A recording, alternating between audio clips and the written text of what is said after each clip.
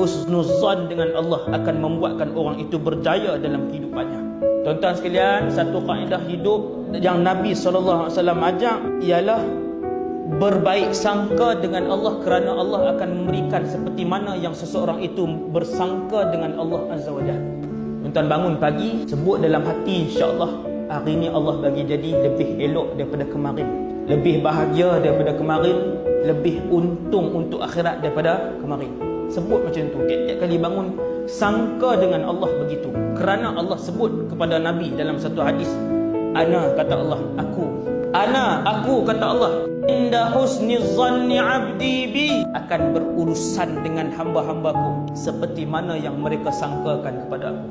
Kita kalau keluarga kita celaru, tuan-tuan, banyak masalah. Kita bangun pagi, kita kata apa? Hari ni mereka nak buat benda gila apa pula tak tahu.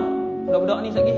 Kita mangkit pagi, kita sebut kat mulut kita, anak-anak kita hari ni nak buat kerja gila apa pula tak tahu. Zon kita. Budak tu buat tak? Dia buat semua.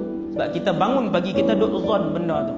Ana, kata Allah, aku akan berurusan dengan hamba-hambaku berdasarkan bagaimana mereka menyangka kepadaku. Sebab tu banyakkan sangkaan yang baik kepada Allah Azza wa Jalla. InsyaAllah Allah pemudah. InsyaAllah hari ni kita kerja, kita berniaga hari ni, insyaAllah untung banyak.